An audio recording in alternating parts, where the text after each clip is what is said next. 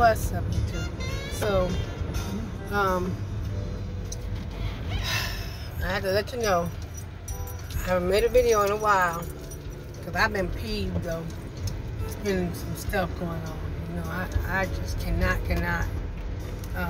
Sorry, I'm trying to get the lighting right because I'm driving. And it's been a lot going on. So, as y'all know, I work for the government. And let me tell y'all something. If you ever work for the government, Department of Veteran Affairs, I ain't gonna say all the government. I'm gonna say Department of Veteran Affairs. You go to the Department of Veteran Affairs, their system is so messed up, and they got a whole bunch of vagina people up in there, men and women. I'm gonna call them that, vagina people, because they can't come to you like a man or a woman and say, hey, this is the thing. They're going to write and fabricate whole stories on you because they have issues. Look, their issues is not my issue. That's your issue, not mine. And they will put that issue all on you. They will put the issue all on you and have you responsible for their junk. And it's not even your problem. It's their problem. And that's the part that pisses me off the most about them. You know, their job is not a hard job. And the dang on freaking problem is the dang on freaking management sucks like a mug.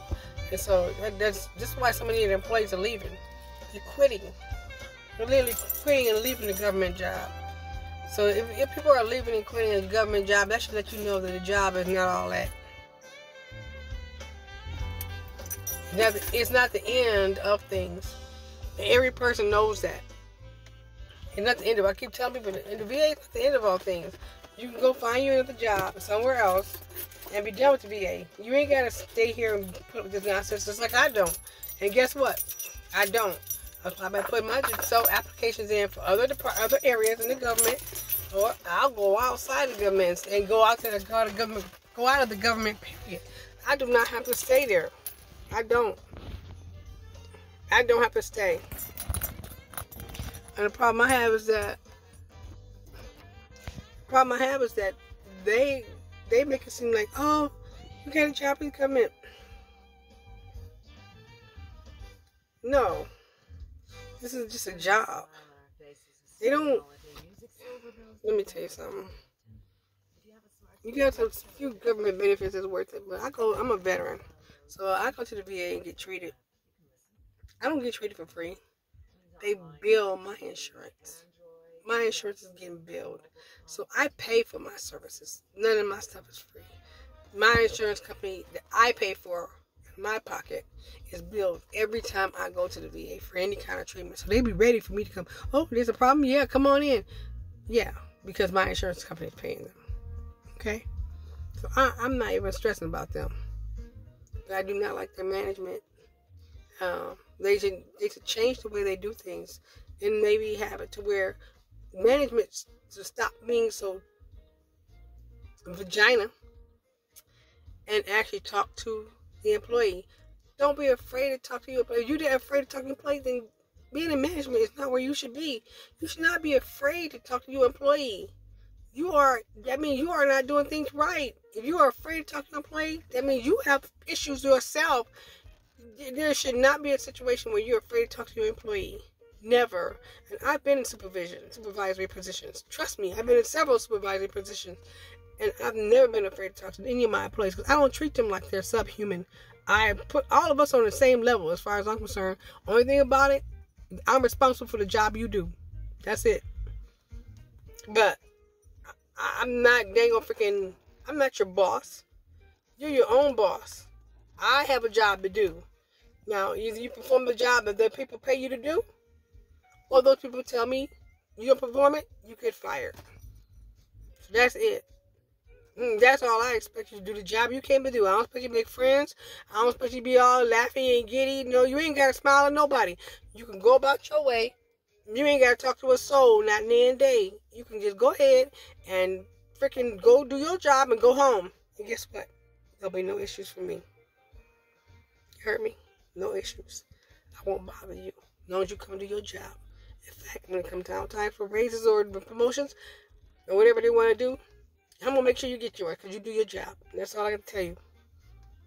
That's it. I'm not some other supervisor be like, well, you don't put on extra effort. You don't have to do that. You come do your job like you're supposed to. You get paid to do this job. You ain't gonna pay for extra effort. Those are for the ones who trying to go somewhere else up the ladder. All you trying to do is do what you do and make your money and go home. I can appreciate that.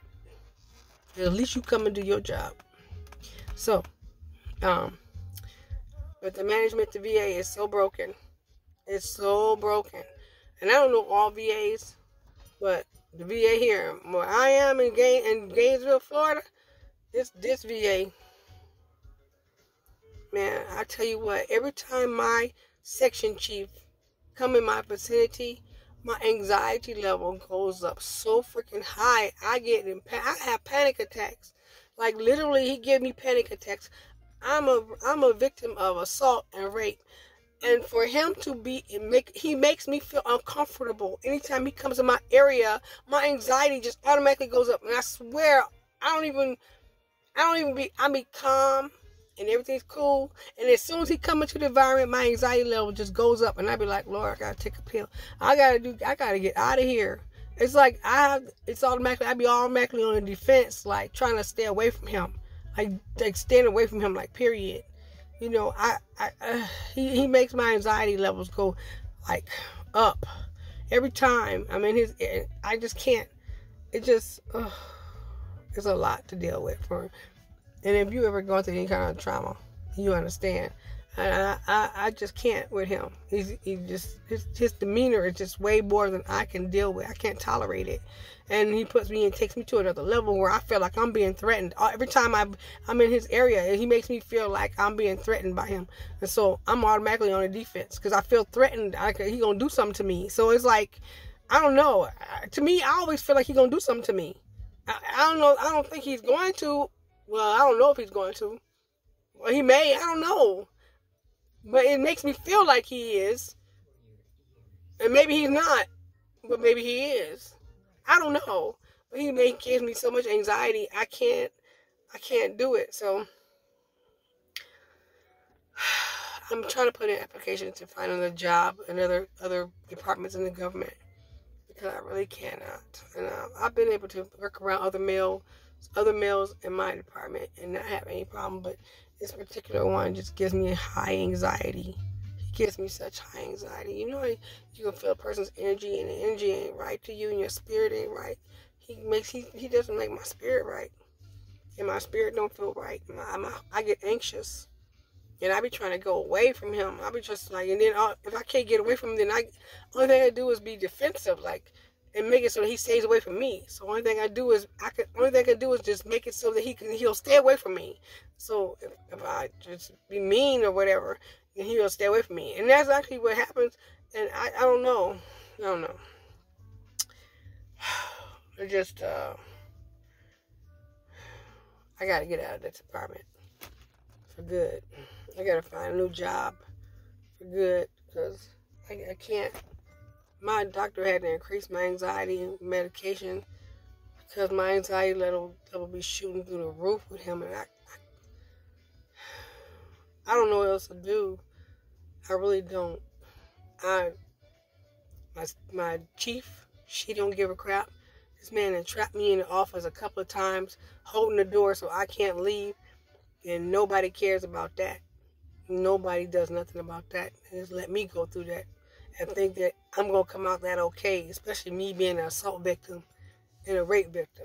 You think that I'm going to be okay with that? No, that's caused me more anxiety. That's why I can't be in his area. I can't be around him because he gave me this anxiety from dang on freaking putting his hand on the door trying to block me from leaving. I can't. So it's like nobody tries to help a woman who's truly going through something. I'm not a Me Too'er. I'm not going to call no Me Too because I don't know about nobody else. I'm not going to say, oh, Me Too. I don't know what you went through. I'm only talking about me. what I went through. What you went through is totally separate from me. There's no me too over here. You can't go me too, me too. Don't know. I know me too. It's just me. Ain't no two. I ain't with y'all in that me too nonsense. But he just gives me such anxiety that I swear I hate going to work. I can't even stand looking at my emails. And I like going to work better now because I'm in a different area. Before it's just going in there. I would get such high anxiety just walking through the door because I know I'm gonna be in the department. And now these days I just hate looking at my emails because it's anxiety. It's like such high anxiety, and I get so anxious. My doctor increased my dang anxiety medication so that I can be able to deal on a day-to-day basis because it's very traumatic for me. And I have not discussed my issue with them. I have not told them about my assault and my rape. I have not said anything to them at all about this because that's my personal business. But I would expect them to dang on freaking try to be respectful of a woman in her space. But no. So I do like I normally do and just suck it up and move forward and try to just get myself out of this mess. So that's what I'm gonna do. Try to get myself out of this mess. Because I don't know what else to do. This is some of the things I've been dealing with. I haven't been on YouTube because of it. It's been a lot of stuff. They've been really on me, and I've been going through a lot of stuff in this department, trying to just get out of from under them and get away from them, hoping that I can correct their action. But you have to know that. Oh, sorry, y'all. Y'all have to know that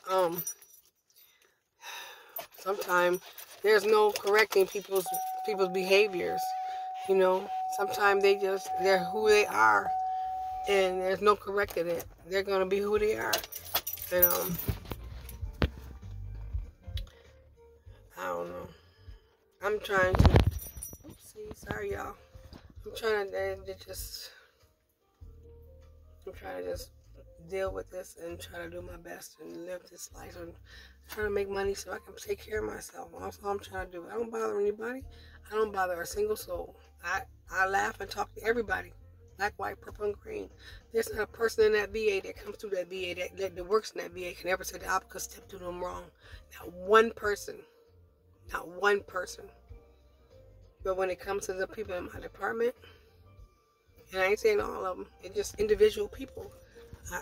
I just prefer not to deal with them because they're like my chief. She don't give a crap about none of us.